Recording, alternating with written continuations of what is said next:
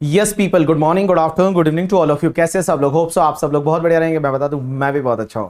So let's start with the last revision lecture for your syllabus, that is the return filing and self assessment. तो last lecture रहेगा revision lecture. चलिए ये topic start करते हैं। Exam में 4 mark का आपका वेटेज रहेगा इस टॉपिक से। और सबसे पहला क्वेश्चन ये आता है कि सर एक बात बताइए, रिटर्न किसको फाइल करना रहता है? अंडर सेक्शन 139(1) बोलती है कि रिटर्न किसको फाइल करना पड़ता है, या जिसको आप नॉर्मल रिटर्न बोल सकते हैं। तो देखो, रिटर्न किसको फाइल करना पड़ेगा? Company and partnership firm including LLP, उनके लिए रिटर्न फाइल करना मैंडेटरी है। मिस कंपनी के केस में पार्टनरशिप फर्म इंक्लूडिंग एलएलपी, उनके लिए रिटर्न फाइल करना मैंडेटरी है। सर अगर उनका लॉस है तो भी रिटर्न फाइल करना है? Answer is yes. अगर बिजनेस है तो भी रिटर्न फाइल करना है, बिजनेस नहीं है तो भी रिटर्न फाइल करना है। मींस उनके लिए रिटर्न फाइलिंग मैंडेटरी है। गाइस, अदर एसएससी को रिटर्न तभी फाइल करना पड़ता है अगर आपका gross total income, but gross total income कौन सा पता है? Before claiming the exemption under section 54, 54B, 54D, 54EC and 54F, जो कैपिटल गेन में हमने एग्जेम्पशन देखी थी, वो एग्जेम्पशन लेने से पहले एंड डिडक्शन अंडर चैप्टर 6 से, वो सब लेने से पहले, क्योंकि डिडक्शन लेने से पहले वाला इनकम है उसी को तो ग्रॉस टोटल इनकम बोलते हैं। एंड ग्रॉस टोटल इनकम उससे भी पहले जाने का, ग्रॉस टोटल इनकम जो है before claiming the exemption under the series 54 वाला, एग्जेम्पशन लेने से पहले वाला, अगर ग्रॉस टोटल इनकम आपका बेसिक एग्जेम्पशन से ज्यादा है तो आपको रिटर्न फाइल करना है। बेसिक एग्जेम्पशन इस बार से ध्यान रखना, अगर आप डिफॉल्ट टैक्सेशन रेजिम में हो तो आपका बेसिक एग्जेम्पशन जो है वो 3 लाख होगा और अदरवाइज आपका 2,50,000 होगा। तो डिफॉल्ट टैक्सेशन रेजिम 115 बीएससी के लिए बेसिक एग्जेम्पशन है 3 लाख। अदर के लिए अगर आप 115 बीएससी से ऑप्ट आउट कर देते हो तो 2,50,000 है, वो आपका बेसिक एग्जेम्पशन रहेगा। अब एक और चीज समझना, कुछ लोग ऐसे होते हैं जिनको मैंडेटरीली रिटर्न फाइल करना पड़ेगा। मींस इनको तो करना ही करना है। किस किस को? अगर कोई भी रेजिडेंट पर्सन है but other than R but NOR, means कुल मिला के मैं बोलूं आर एंड ओआर। अगर कोई रेजिडेंट एंड ऑर्डिनरीली रेजिडेंट है जो कि बेनिफिशियल ओनर है of any asset located outside India including financial interest in any entity located outside India, या इंडिया के बाहर कोई अकाउंट है जिसका उसके पास साइनिंग अथॉरिटी है। तो देखो बेटा, समझने की कोशिश करना कि अगर कोई resident and ordinarily resident individual है जो कि बेनिफिशियल ओनर है, बेनिफिशियल ओनर है किसका? इंडिया के बाहर किसी असेट का, या इंडिया के बाहर की कोई फाइनेंशियल एंटिटी है उसमें फाइनेंशियल इंटरेस्ट है, मींस बाहर की कंपनी के शेयर वगैरह उसके पास है, बाहर की पार्टनरशिप फर्म में पार्टनर है, या इंडिया के बाहर कोई अकाउंट है उसका साइनिंग अथॉरिटी है, मींस स्विस बैंक में अकाउंट है, तो बेटा इस रेजिडेंट एंड ऑर्डिनरीली रेजिडेंट को अपना रिटर्न फाइल करना मैंडेटरी है। या फिर अगर मान लो आप रेजिडेंट एंड ऑर्डिनरीली रेजिडेंट हो बट आप बेनिफिशियल ओनर नहीं हो, but you are the beneficiary of any asset including financial interest outside India. अगर आप बेनिफिशियरी हो इंडिया के बाहर किसी असेट के इंक्लूडिंग द फाइनेंशियल इंटरेस्ट, तो बेनिफिशियरी को अपना रिटर्न फाइल करना पड़ेगा। लेकिन गाइस, अगर बेनिफिशियल ओनर है वो इनकम को अपनी इनकम में इंक्लूड कर देता है और वो रिटर्न फाइल कर देता है, तो बेनिफिशियरी को फिर अपना रिटर्न फाइल करने की जरूरत नहीं है। तो देखिए, समझने की कोशिश करना, यहां पे क्या बोला? अगर कोई R and O R individual है, if he is a beneficial owner of any asset located outside India including financial interest, या फिर इंडिया के बाहर कोई अकाउंट का साइनिंग अथॉरिटी है, उसको रिटर्न फाइल करना मैंडेटरी है। अगर बेनिफिशियल ओनर नहीं है बट बेनिफिशियरी अगर आर एंड ओ आर है, तो बेनिफिशियरी को रिटर्न फाइल करना पड़ेगा। बट अगर बेनिफिशियल ओनर ऑलरेडी इंडिया में रिटर्न फाइल कर देता है, अपनी इनकम को इंक्लूड कर देता है, तो बेनिफिशियरी को रिटर्न फाइल करने की जरूरत नहीं है। अब एक और चीज समझना, यहां से एग्जाम में एमसीक्यू आएगा, आपके एमसीक्यू में लिख के ले लो, 2 नंबर यहां से आने वाला है करके, ठीक है?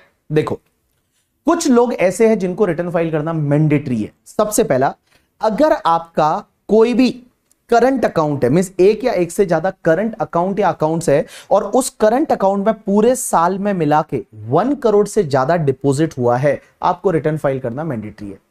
मींस करंट अकाउंट या अकाउंट्स में जो बैंक कोऑपरेटिव बैंक के साथ है, उसमें जो डिपॉजिट हुआ है, डिपॉजिट का मतलब सिर्फ कैश डिपॉजिट नहीं, यहां चेक भी आ जाएगा, चेक, एनईएफटी, आरटीजीएस, कोई भी डिपॉजिट हुआ है, वो डिपॉजिट अगर मोर देन 1 करोड़ है इन द करंट अकाउंट, या फिर सेविंग अकाउंट है और सेविंग अकाउंट में गाइस 50 लाख रुपीस या उससे ज्यादा है डिपॉजिट, तो आपको रिटर्न फाइल करना पड़ेगा। तो देखो, करंट अकाउंट या अकाउंट्स में, करंट अकाउंट्स में एग्रीगेट मिला के पूरे साल में मिला के मोर देन 1 करोड़ डिपॉजिट हुआ है, या सेविंग अकाउंट्स में 50 लाख रुपीस और मोर डिपॉजिट हुआ है, तो आपको अपना रिटर्न फाइल करना पड़ेगा। तो करंट अकाउंट में देखिए, एक चीज यहां नोटिस करना, यहां more than 1 crore word use हुआ है, एंड सेविंग अकाउंट के लिए 50 लाख और मोर हुआ है।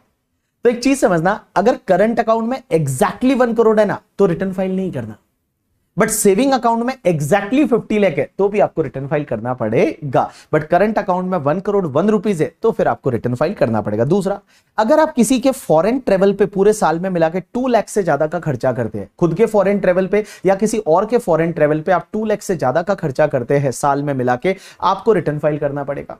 या फिर आप इलेक्ट्रिसिटी का बिल पे कर रहे हैं जो कि 1 लाख रुपीज से ज्यादा है, means more than 1 lakh electricity का बिल आपने पे किया पूरे साल का मिला के, तो आपको रिटर्न फाइल करना पड़ेगा। एंड गाइज, या फिर आपका बिजनेस करते हो और बिजनेस का टर्नओवर आपका 60 लाख रुपीज से ज्यादा है, या फिर प्रोफेशन के केस में आपका ग्रॉस रिसीट 10 लाख रुपीज से ज्यादा है, तो आपको रिटर्न फाइल करना पड़ेगा। मिस बिजनेस के केस में आपका टर्नओवर 60 लाख से ज्यादा है, या प्रोफेशन के केस में आपका ग्रॉस रिसीट है वो 10 लाख से ज्यादा है, तो आपको रिटर्न फाइल करना पड़ेगा।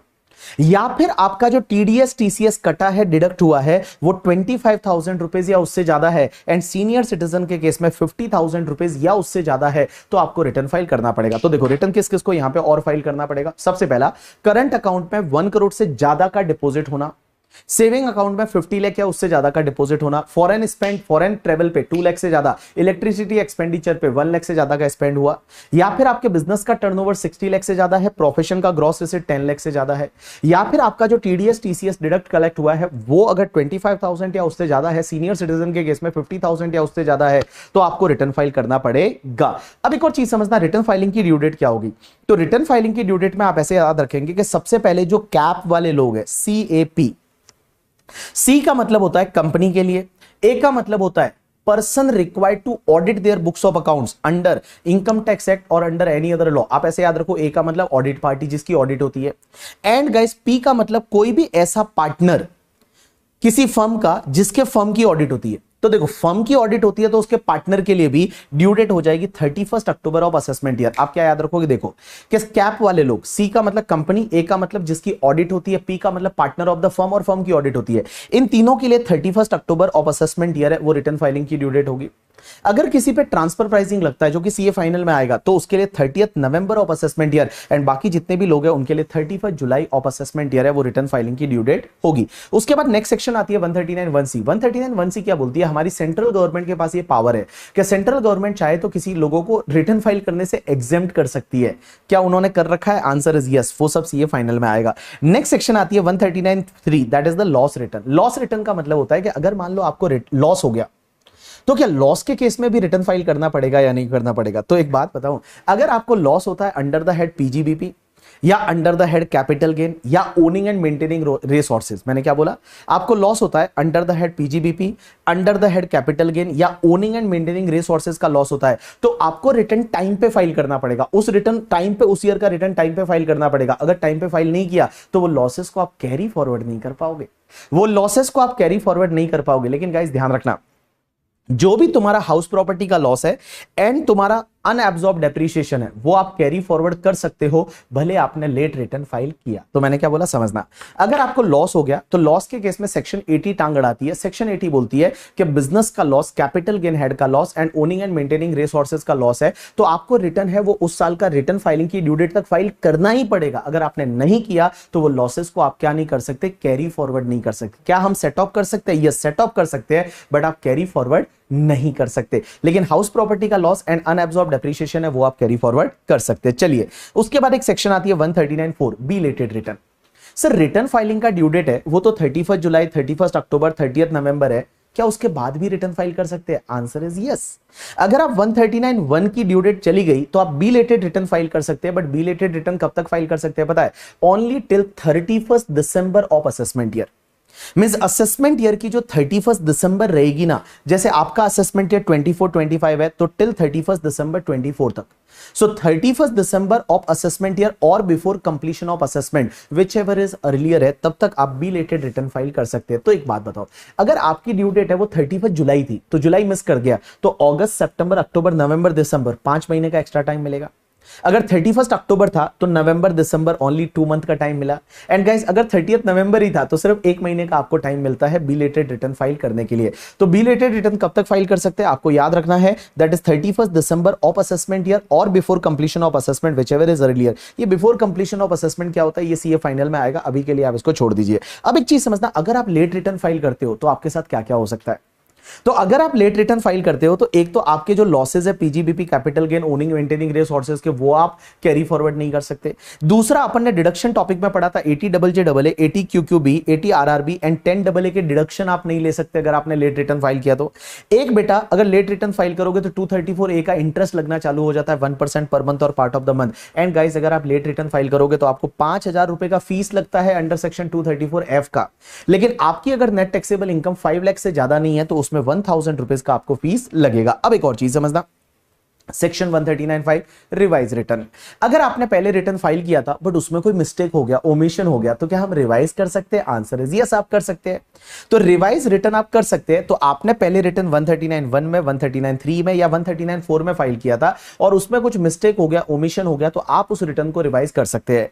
लेकिन सर एक बात बताइए, रिवाइज कब तक कर सकते हैं? रिवाइज कर सकते हैं सेम टाइम लिमिट जो ऊपर दे रखी थी, 31 दिसंबर ऑफ असेसमेंट ईयर और before completion of assessment whichever is earlier. अब एक और बात बताओ सर, क्या हम कोई भी रिटर्न रिवाइज कर सकते हैं? बिलेटेड फाइल किया था वो भी रिवाइज कर सकते हैं? यस, टाइम लिमिट के अंदर अंदर रिवाइज कर सकते हैं।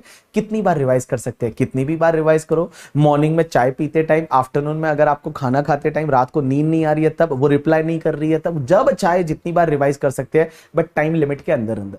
जो 31 दिसंबर ऑफ असेसमेंट ईयर का टाइम लिमिट है, उस टाइम लिमिट के अंदर अंदर ही आप रिवाइज कर सकते हैं करके। ठीक है, चलिए उसके बाद एक कंसेप्ट आता है 139(3), that is the defective return. ये सेक्शन क्या बोलती है कि अगर आपने रिटर्न फाइल किया था बट वो रिटर्न में कुछ डिफेक्ट हो गया, जैसे आपने रिटर्न प्रिस्क्राइब फॉर्म में फाइल नहीं किया था, या उसके साथ में जो प्रूफ ऑफ टैक्स लगाना था, टैक्स भरा था, उसका प्रूफ नहीं लगाया, या टैक्स ऑडिट रिपोर्ट लगानी थी वो आपने नहीं लगाई, तो डिपार्टमेंट ने नोटिस किया डिफेक्ट है, तो आपको इंटीमेट किया जाएगा, आपको बोला जाएगा कि इस डिफेक्ट को सुधार दो। आपको डिफेक्ट को सुधारने के लिए वो टाइम देंगे, वो टाइम देंगे नॉर्मली आपको 15 दिन का।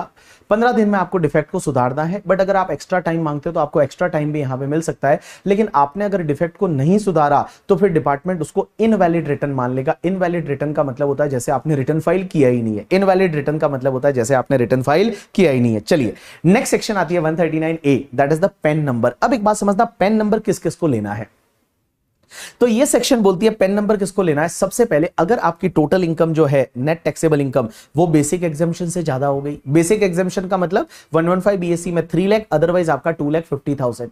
तो अगर आपकी इनकम बेसिक एग्जेम्पशन से ज्यादा हो गई तो आपको पेन नंबर के लिए अप्लाई करना है। कब तक अप्लाई करना है? Till 31 May of the assessment year. तो प्रीवियस ईयर में आपकी इनकम बेसिक एग्जेम्पशन से ज्यादा हो गई तो till 31 May of the assessment year आपको अप्लाई करना है। किसके लिए? पेन नंबर के लिए। या फिर आपके बिजनेस का टर्नओवर है या प्रोफेशन का ग्रॉस रिसीट 5 लाख से ज्यादा हो गया तो till end of the previous year तक, till 31 March of the previous year तक आपको पैन कार्ड के लिए अप्लाई करना है। या फिर अगर कोई चैरिटेबल रिलीजियस ट्रस्ट होते हैं, एनजीओज होते हैं, उनको पैन कार्ड के लिए अप्लाई करना पड़ता है till end of the previous year. या फिर अगर कोई भी ऐसा रेजिडेंट पर्सन है जो इंडिविजुअल को छोड़ के वो कोई फाइनेंशियल ट्रांजैक्शन करता है, जैसे फर्म, कंपनी, एओपी, बीओआई, वो कोई फाइनेंशियल ट्रांजैक्शन करते हैं और पूरे साल में मिला के फाइनेंशियल ट्रांजैक्शन 2,50,000 या उससे ज्यादा है तो पैन कार्ड के लिए अप्लाई करना पड़ेगा till 31 May of assessment year. And guys अगर यहां पे कंपनी अप्लाई करती है तो उसके जितने भी डायरेक्टर, मैनेजिंग डायरेक्टर रहेंगे उनको भी अप्लाई करना है। अगर फर्म अप्लाई करती है तो उसके पार्टनर को भी करना है। ट्रस्ट कर रहा है तो उसके जितने भी ट्रस्टी है उनको भी अप्लाई करना पड़ेगा till 31 May of assessment year. अब एक और पॉइंट ये बोलता है कि अगर मान लो आप किसी भी अकाउंट में कैश डिपॉजिट कर रहे हो पूरे साल में मिला के 20 लाख रुपीज या उससे ज्यादा, या फिर कैश विड्रॉ कर रहे हो 20 लाख रुपीज या उससे ज्यादा, या फिर आप कोई करंट अकाउंट खोल रहे हो, कैश क्रेडिट अकाउंट खोल रहे हो, तो आपको पैन कार्ड के लिए अप्लाई करना पड़ेगा 7 डेज के अंदर अंदर। मतलब ये जो ट्रांजैक्शन आप करने वाले हो वो ट्रांजैक्शन करने से 7 दिन पहले पहले आपको क्या करना पड़ेगा? पैन कार्ड के लिए अप्लाई करना पड़ेगा। तो ये लोग ऐसे 6 लोग हैं जिनको पैन कार्ड के लिए अप्लाई करना पड़ता है। पहला, आपका इनकम बेसिक एग्जेम्पशन से ज्यादा है। दूसरा, आपका टर्नओवर 5 लाख से ज्यादा हो गया। तीसरा, जो ट्रस्ट एनजीओज होते हैं वो। चौथा, अगर कोई फाइनेंशियल ट्रांजैक्शन करने वाला है जो 2,50,000 या उससे ज्यादा का है पूरे साल का। एंड पांचवा जो है वो उसके एमडी, डायरेक्टर, उनको भी करना पड़ेगा। एंड छठा पॉइंट क्या बोलता है? आप किसी अकाउंट में कैश डिपॉजिट कर रहे हो वो 20 लाख रुपीज या उससे ज्यादा है, या कैश विड्रॉ कर रहे हो 20 लाख रुपीज या उससे ज्यादा का, या फिर आप अगर कैश क्रेडिट अकाउंट या करंट अकाउंट खोल रहे हैं तो उस पर्टिकुलर केस में आपको पैन कार्ड के लिए अप्लाई करना पड़ेगा। अब एक बात समझना, आपके पास जो पैन कार्ड होता है ना वो आप कुछ ट्रांजेक्शन करोगे उसमें लगाना पड़ेगा। मींस जो आप ट्रांजैक्शन करोगे उसमें आपको पैन कार्ड लगाना पड़ेगा। कहां कहां लगाना पड़ेगा? अगर आप कोई भी मोटर व्हीकल खरीदते बेचते हो तो पैन कार्ड लगाना पड़ेगा। टू व्हीलर को छोड़ के, टू व्हीलर को आप छोड़ दीजिए, जो 2 पहिया वाहन होता है, स्कूटर, बाइक, उसको छोड़ के बाकी कोई भी कार वगैरह खरीदोगे तो आपको पैन कार्ड लगाना पड़ेगा। दूसरा, अगर आप कोई भी अकाउंट खोलते हैं बेसिक सेविंग अकाउंट्स को छोड़ के बैंक में आपने कोई अकाउंट खोला तो आपको पैन कार्ड लगाना पड़ेगा। अगर आप डेबिट कार्ड क्रेडिट कार्ड के लिए कोई अप्लाई करते हैं तो आपको पैन कार्ड लगाना पड़ेगा। अगर आप कोई डीमैट अकाउंट खोलते हैं अपना शेयर ट्रेडिंग के लिए तो आपको पैन कार्ड लगाना पड़ेगा। या किसी होटल का या रेस्टोरेंट का बिल कैश में 50,000 से ज्यादा का पे किया तो आपको पैन कार्ड लगाना पड़ेगा। या फिर आप फॉरेन ट्रेवल करना चाहते हैं और फॉरेन करेंसी खरीदते हैं कैश में 50,000 से ज्यादा का, एक टाइम पे 50,000 से ज्यादा का फॉरेन करेंसी खरीदा कैश में, पैन कार्ड देना पड़ेगा। या फिर आप म्यूचुअल फंड खरीदते हैं 50,000 से ज्यादा का, आपको पैन कार्ड लगाना पड़ेगा। या फिर किसी के डिबेंचर बॉन्ड्स खरीदते हैं तो पैन कार्ड लगाना पड़ेगा। या फिर आरबीआई के बॉन्ड्स खरीदते हैं 50,000 से ज्यादा का, पैन कार्ड लगाना पड़ेगा। या फिर आप बैंक में क्या कराते हैं, एफडी कराते हैं और बैंक में एफडी कराते हैं, बैंक में जो है वो आप एफडी कराते हैं और बैंक या फिर आप कोऑपरेटिव बैंक या पोस्ट ऑफिस या एनबीएफसी के साथ एफडी कराते हैं और सिंगल टाइम एफडी 50,000 से ज्यादा है या पूरे साल का मिला के एफडी 5 लाख रुपए से ज्यादा हुआ तो पैन कार्ड लगाना पड़ेगा। किसी के भी अकाउंट में आप 50,000 से ज्यादा का सिंगल डे में कैश डिपोजिट करवाना चाहते हैं तो आपको पैन कार्ड मांगा जाता है, पैन कार्ड लगाना पड़ेगा। या फिर आप कोई भी बैंक ड्राफ्ट या पे ऑर्डर बनाते हैं 50,000 से ज्यादा का कैश में, एक दिन में कैश में, अगर आपने पे ऑर्डर बनाया, डिमांड ड्राफ्ट बनाया कैश में तो आपको पैन कार्ड लगाना पड़ेगा। उसके बाद में अगर आप प्रीपेड इंस्ट्रूमेंट खरीदते हैं किसी बैंक का जो कि 50,000 से ज्यादा का है, आपको पैन कार्ड लगाना पड़ेगा। लाइफ इंश्योरेंस प्रीमियम पे करते हैं 50,000 से ज्यादा का पूरे साल में मिला के, आपको पैन कार्ड लगाना पड़ेगा।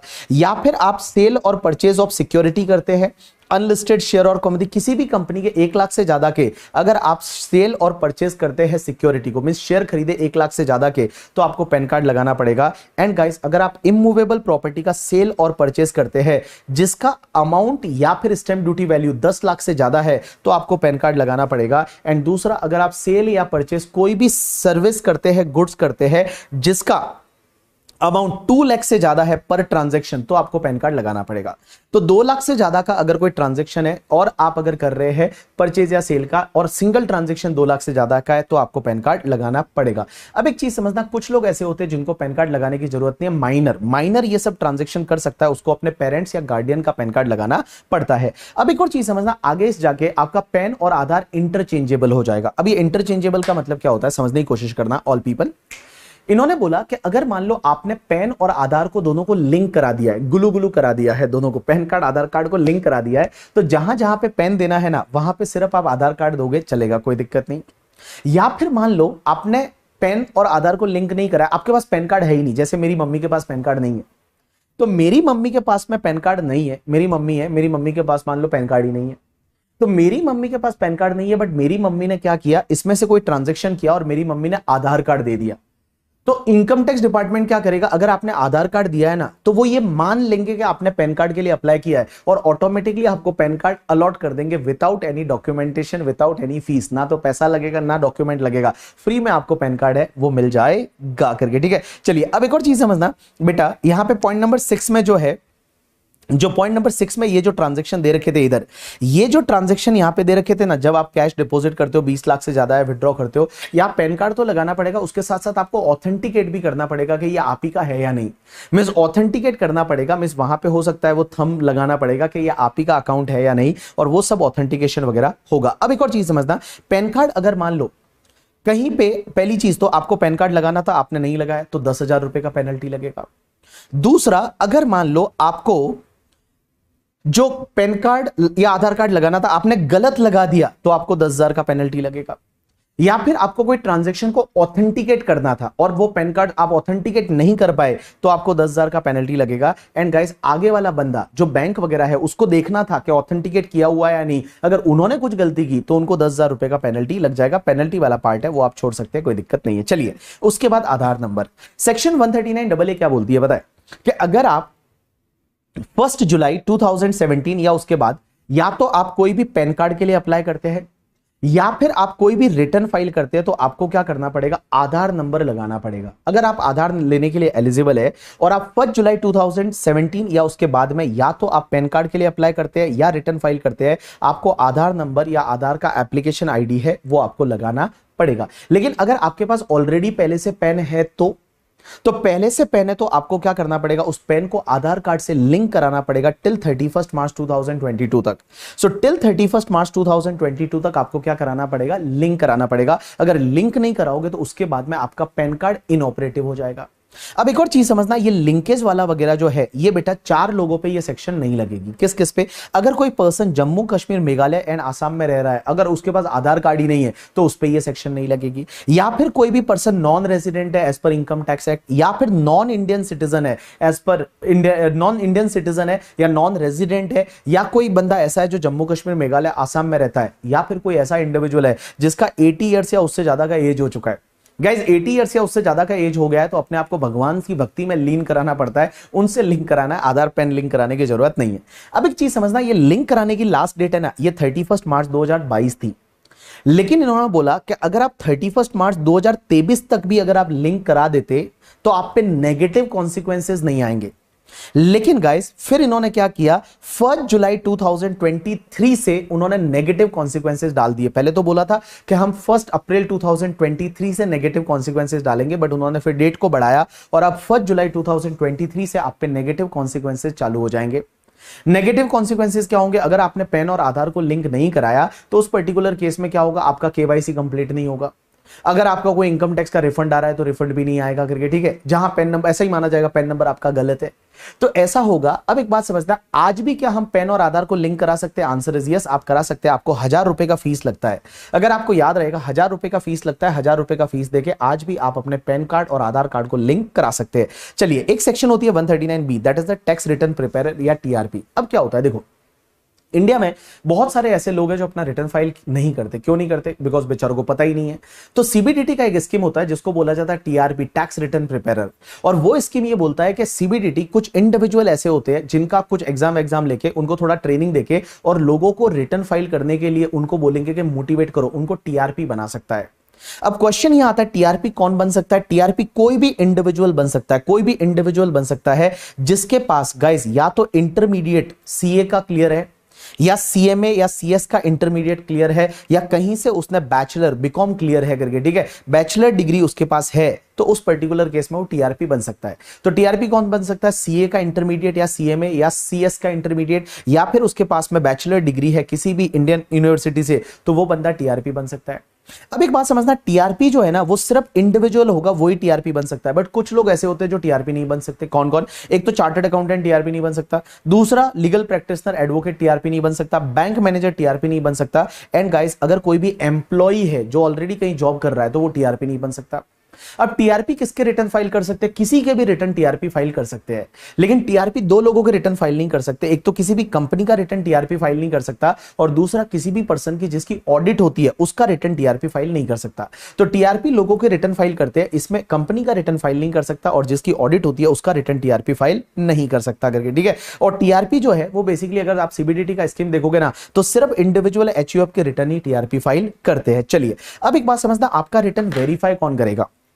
मींस आपका जो रिटर्न है उस पे साइन कौन करेगा? या आजकल तो वेरिफिकेशन होता है, आधार ओटीपी वगैरह से वेरीफाई हो जाता है रिटर्न। आपने रिटर्न फाइल किया, उसको वेरीफाई कौन करेगा? इंडिविजुअल का रिटर्न वो खुद करेगा। बट अगर इंडिविजुअल इंडिया में नहीं है, या फिर इंडिविजुअल जो है वो मेंटली डिस्टर्ब है, तो उस पर्टिकुलर केस में कोई भी पर्सन जो उसके बिहाफ पे कॉम्पिटेंट है वो उसको वेरीफाई करेगा। एचयूएफ का रिटर्न कौन वेरीफाई करेगा? कर्ता करेगा, बट कर्ता अगर मेंटली डिस्टर्ब है, इंडिया में नहीं है, तो कोई भी मेंबर कर सकता है, बट वो माइनर नहीं होना चाहिए। पार्टनरशिप फर्म का रिटर्न मैनेजिंग पार्टनर करेगा, बट मैनेजिंग पार्टनर नहीं है तो कोई भी दूसरा पार्टनर कर सकता है जो माइनर नहीं होना चाहिए। एलएलपी का रिटर्न डेजिग्नेटेड पार्टनर करेगा, बट डेजिग्नेटेड पार्टनर नहीं है तो कोई भी दूसरा पार्टनर भी कर सकता है। कंपनी का रिटर्न है वो मैनेजिंग डायरेक्टर करेगा, बट मैनेजिंग डायरेक्टर नहीं है तो उसमें कोई भी दूसरा डायरेक्टर भी कर सकता है, या any other person notified by government वो भी कर सकता है। कंपनी अगर लिक्विडेशन में है तो लिक्विडेटर साइन करेगा। अगर कंपनी जो है वो इंसॉल्वेंसी एंड बैंकरप्सी कोड उसमें है करके, ठीक है, तो उसमें जो इंसॉल्वेंसी प्रोफेशनल है वो रिटर्न को साइन करेगा। पॉलिटिकल पार्टी का वेरीफाई करेगा CEO of the political party, local authority का प्रिंसिपल ऑफिसर और एनी अदर पर्सन का जो भी पर्सन लाइक कॉम्पिटेंट है वेरीफाई करने के लिए वो करेगा। अब एक बात समझना, यहां पे एलएलपी के केस में एंड गाइस यहां कंपनी के केस में इन्होंने बोला हुआ है any other person may be prescribe, कोई और पर्सन प्रिस्क्राइब है वो भी कर सकता है। अब इन्होंने किसी को प्रिस्क्राइब किया क्या? Answer is yes. अगर मान लो कोई ऐसी कंपनी है एलएलपी है जो ऑलरेडी एनसीएलटी वगैरह में है, तो वहां पे इन्होंने बोला कि कोई भी ऐसा पर्सन जो अपॉइंट किया है as adjudicating authority for the discharging, मतलब बाय द एडजुडिकेटिंग अथॉरिटी जो एनसीएलटी वगैरह है, उन्होंने क्या किया हुआ है, उस पर्सन को अपॉइंट किया है और वो पर्सन क्या कर रहा है, फंक्शन कर रहा है या तो इंटरिम रेजोल्यूशन प्रोफेशनल का, या रेजोल्यूशन प्रोफेशनल का, या फिर लिक्विडेटर का, वो भी रिटर्न को वेरीफाई कर सकता है। तो देखो, अगर कोई कंपनी ऐसी है जो बेसिकली आप ये समझो एनसीएलटी वगैरह में है, तो उसके लिए अगर जो अपॉइंट हुआ है as a interim resolution professional या रेजोल्यूशन प्रोफेशनल या लिक्विडेटर, वो भी रिटर्न को वेरीफाई कर सकता है। अगर आपका रिटर्न वेरीफाई नहीं हुआ तो उसको इनवैलिड रिटर्न माना जाएगा। क्या माना जाएगा? इनवैलिड रिटर्न माना जाएगा। चलिए next section, self assessment tax. ये क्या होता है कि गाइस, जब भी आप रिटर्न फाइल करते हो ना, तो रिटर्न फाइल करने से पहले पहले आपको टैक्स भरना पड़ेगा। टैक्स है along with the interest, and उसके साथ में जो फीस वगैरह आती है वो सब आपको पे करना पड़ेगा। उसके बाद ही आप रिटर्न फाइल कर सकते हैं। अब एक बात समझना, एक लास्ट सेक्शन आती है आपके लिए, that is the section 139(8)(a), जिसको अपन अपडेटेड रिटर्न बोल सकते हैं। अब एक बात बताओ, हम रिटर्न कब तक फाइल कर सकते हैं? जैसे फॉर एन एग्जांपल गाइस, ये अपना प्रीवियस ईयर है, प्रीवियस ईयर 23-24, तो इसका रिटर्न आप कब तक फाइल कर सकते हैं? इसका रिटर्न आप फाइल कर सकते हैं बेसिकली, अगर मैं बिलेटेड रिटर्न की बात करूं तो असेसमेंट ईयर 24-25 में 31 दिसंबर 2024 तक आप फाइल कर सकते हैं बिलेटेड रिटर्न। अब बिलेटेड रिटर्न है वो 31 दिसंबर 2024 तक फाइल कर सकते हैं। गाइस, अब ये लोग बोलते हैं कि ये असेसमेंट ईयर आपका कंप्लीट हो गया 31 मार्च 2025 को, इसके बाद भी अगर आप चाहे तो इसके बाद 2 साल का टाइम मिलेगा, और 2 साल में आप जो है, इसके बाद 2 साल का टाइम मिलेगा, और ये 2 साल में आप क्या कर सकते हैं पता है? ये 2 साल में आप अपडेटेड रिटर्न फाइल कर सकते हैं। मींस देखो, आपको 139(4) की जो टाइम लिमिट होती है बिलेटेड रिटर्न की, वो भी चली गई है। उसके बाद भी क्या रिटर्न फाइल कर सकते हैं? आंसर इज यस, आप अपडेटेड रिटर्न फाइल कर सकते हैं। और अपडेटेड रिटर्न फाइल कर सकते हैं with in 2 years from the end of the relevant assessment year. तो असेसमेंट ईयर कंप्लीट हुआ 31 मार्च 2025, तो आप 31 मार्च 2027 तक आप अपडेटेड रिटर्न फाइल कर सकते हैं। लेकिन गाइस, अपडेटेड रिटर्न जब आप फाइल करेंगे ना, तो उसमें आपको एक्स्ट्रा इनकम बतानी पड़ेगी। क्या बतानी पड़ेगी? एक्स्ट्रा इनकम बतानी पड़ेगी। देखो, अपडेटेड रिटर्न कब फाइल कर सकते हैं? या तो आपने रिटर्न फाइल किया ही नहीं, तो पहला ही रिटर्न अपडेटेड रिटर्न फाइल कर दो, या फिर आपने पहले किया था और उसको अपडेट करना चाहते हैं, तब आप अपडेटेड रिटर्न फाइल कर सकते हैं। लेकिन अपडेटेड रिटर्न बेटा कौन कौन फाइल कर सकता है, कौन कौन फाइल नहीं कर सकता, तो ध्यान देना करके, ठीक है। अपडेटेड रिटर्न जो है वो आप फाइल कर सकते हैं अगर आपने पहले रिटर्न फाइल किया था या नहीं किया। लेकिन एक चीज ध्यान रखना, अगर कोई पर्सन ऐसा है जिसने पहले, क्या अपडेटेड रिटर्न में हम लॉस बता सकते हैं? नहीं, अपडेटेड रिटर्न में लॉस नहीं बता सकते। अपडेटेड रिटर्न में अपना इनकम क्या कम कर सकते हैं? नहीं, आप कम नहीं कर सकते। अपडेटेड रिटर्न में क्या हम रिफंड ले सकते हैं? नहीं, आप बिल्कुल रिफंड भी नहीं ले सकते करके, ठीक है। एंड गाइस, अपडेटेड रिटर्न अगर आपने एक बार फाइल कर लिया तो वापस से अपडेटेड रिटर्न फाइल नहीं कर सकते। उस साल का आप एक बार ही अपडेटेड रिटर्न फाइल कर सकते हैं। अपडेटेड रिटर्न में आप गाइस लॉस नहीं बता सकते करके, आपने एक बार अपडेटेड रिटर्न फाइल कर दिया तो वापस आप फाइल नहीं कर सकते। As well as updated return में आप अपनी इनकम को कम नहीं कर सकते। अपडेटेड रिटर्न में आप कभी भी रिफंड नहीं मांग सकते। अपडेटेड रिटर्न में आप रिफंड को इंक्रीज नहीं कर सकते। तो कुल मिला के अपडेटेड रिटर्न में इनकम टैक्स डिपार्टमेंट को कुछ ना कुछ आपको पे ही करना पड़ेगा, ठीक है, तभी आप अपडेटेड रिटर्न फाइल कर सकते हैं। अब एक बात समझो, इनकम टैक्स डिपार्टमेंट को आप टैक्स तो भरोगे ही, उस पे जो भी टैक्स पे surcharge, health and education cess है वो तो आएगा ही आएगा, उस पे इंटरेस्ट भी पे करना पड़ेगा। बट गाइस, उसके अलावा एक्स्ट्रा आपको एडिशनल टैक्स और भरना पड़ेगा। और एडिशनल टैक्स कितना भरना पड़ेगा पता है? अगर आप असेसमेंट ईयर ये जो है इसके बाद में विद इन 1 year फाइल कर रहे हैं, मींस यहां पे अगर मैं एग्जांपल लूं तो आप टिल 31 मार्च 2026 तक फाइल कर रहे हैं अपडेटेड रिटर्न, तो जो भी आपका एडिशनल टैक्स आएगा ना, उस एडिशनल टैक्स जो भी आप पे कर रहे हैं अलोंग विद इंटरेस्ट, उस पे आपको 25% एक्स्ट्रा और भरना पड़ेगा। एंड गाइस, अगर इसके बाद यहां पे आप फाइल कर रहे हैं तो आपको 50% और एक्स्ट्रा पे करना पड़ेगा। तो देखिए, मैंने क्या बोला कि अगर आप with in the 12 month from the end of the relevant assessment year आप रिटर्न फाइल कर रहे हैं अपडेटेड रिटर्न, तो आपको क्या करना पड़ेगा कि भाई जो आपका टैक्स आता है उस पे जो सरचार्ज है, जो आपका हेल्थ एंड एजुकेशन सेस है, इंटरेस्ट है, वो तो है ही है, उस पे और एडिशनल कितना टैक्स पे करना पड़ेगा? 25%। And after 1 year with in 2 years कर रहे हैं तो आपका 50% है, वो आपका एडिशनल टैक्स पे करना पड़ेगा। यहां पे ये एग्जांपल दे रखा है, आप इसको देख लीजिए, आपको समझ में आ जाएगा करके, ठीक है। चलिए, so this is the completion of your return filing वाला टॉपिक। एक बात बताऊं, मैंने इंटरमीडिएट के लिए जब भी आप एग्जाम अब दे रहे हो, अभी आपके लिए मैंने 100% रिवीजन लेक्चर दिए हैं यहाँ पे। सो आई थिंक आप इस चीज़ को अप्रिशिएट करेंगे और आपको बहुत अच्छे लगे होंगे रिवीजन लेक्चर, और मैंने सब चीज़ें बोल के बताई है, सब चीज़ें रिवाइज कराई है। कम से कम इस रिवीजन लेक्चर को आप 6-7 बार सुनेंगे तो आपके दिमाग में वो कॉन्सेप्ट है वो रिटेन रहेगा। बिकॉज क्या होता है ना, इंटरमीडिएट में टेक्स्ट है बहुत वास्ट पेपर है, और उसको एक साथ में दिमाग में रखने के लिए I made this revision lecture, और होप सो आपको ये रिवीजन लेक्चर बहुत बढ़िया लगे होंगे गाइज। गाइज मैं आपको एक बात बताना चाहूँ, देखो ये आपकी जो एज है ना, ये आपकी लाइफ की बेस्ट एज है। बेस्ट क्यों है? Because you are only maker and breaker of your life.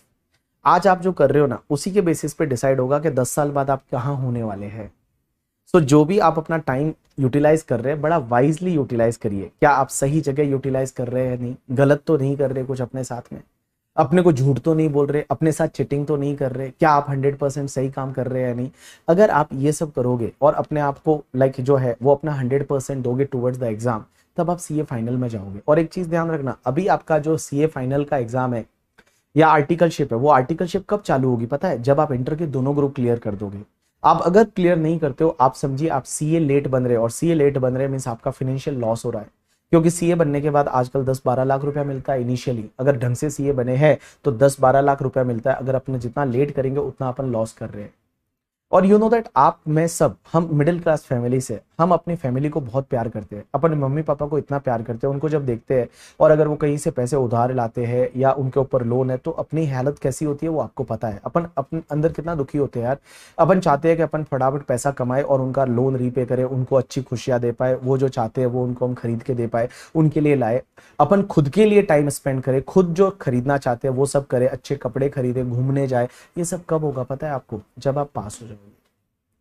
और देखो यहां तक आए हो ना, तो यार पास हो जाओ। एक बार पास हो जाओगे, फाइनल इजी है। फाइनल इजी क्यों है? क्योंकि उसमें 2 साल का टाइम है, 2 साल तक आराम से आर्टिकलशिप के साथ साथ पढ़ना है, आप इजीली पढ़ जाओगे यार। और उसके बाद फाइनल का एग्जाम देना है, 6 पेपर है, 3-3 पेपर है, आराम से एक ग्रुप में 3, दूसरे ग्रुप में 3, फटाफट फाइनल हो जाएगा और इजी है। जो हर्डल है ना वो इंटरमीडिएट में है। तो मेरी आपसे यही रिक्वेस्ट है कि जस्ट गिव योर 100% और इस बार दे दो। और फाइनल में हम लोग मिलने वाले हैं, मैं तो आपसे ये वादा कर रहा हूँ, फाइनल में हम लोग मिलेंगे। मैं ही आपका प्रोफेसर रहूंगा जो आपको डायरेक्ट टेक्स्ट पढ़ाऊंगा, और आपको बहुत मजा आएगा फाइनल में, ये मैं आपको प्रॉमिस कर सकता हूँ।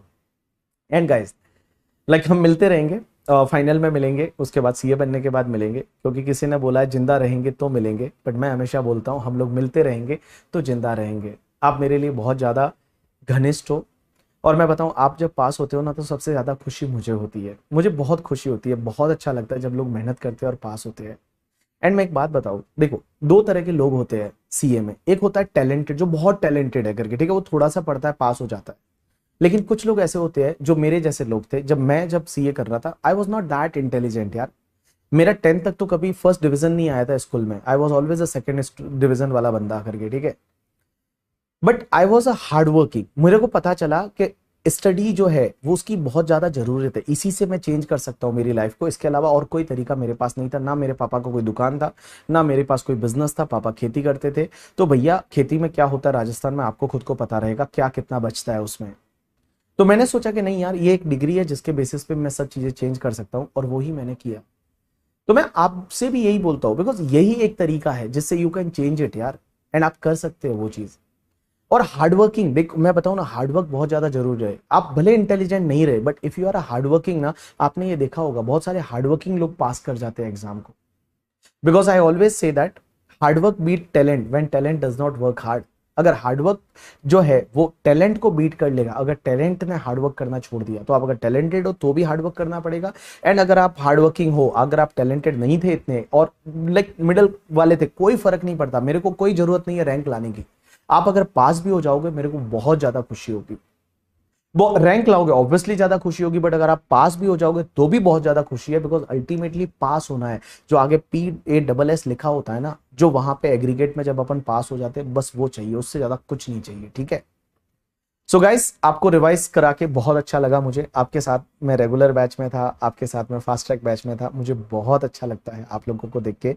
और आप जब मेहनत करते हो, कुछ अलग करते हो, कुछ अच्छा करते हो, तो बहुत अच्छा लगता है। और मैं बता दूं, मे वालों के लिए मैं जो 2 पेपर मैंने बोला था मैं आपका पेपर चेक करके दूंगा, तो आपके लिए जो आईसीआई के मॉक टेस्ट पेपर है वो मॉक टेस्ट पेपर है, वो आपको सॉल्व करना है और सॉल्व करके सॉल्यूशन मुझे भेजना है, मैं चेक करा के आपको दूंगा करके, ठीक है। अब कब भेजना है, क्या भेजना है, आप मॉक टेस्ट पेपर नंबर 1 और 2 में से कोई भी एक पेपर आप सॉल्व करके मुझे दे सकते हैं, मैं चेक करा के आपको वो दूंगा और उसमें आपको फीडबैक दूंगा कि आप कहां स्टैंड करते हैं। आप चाहते हैं फर्स्ट मॉक टेस्ट पेपर को सॉल्व करना, फर्स्ट को कर लीजिए, सेकंड चाहते हैं सेकंड को कर लीजिए, और वो आप जो है वो मुझे सॉल्व करके भेज दीजिए, मैं आपको चेक करा के दे दूंगा करके, ठीक है। चलिए, thanks a lot people, that's enough for today from my side.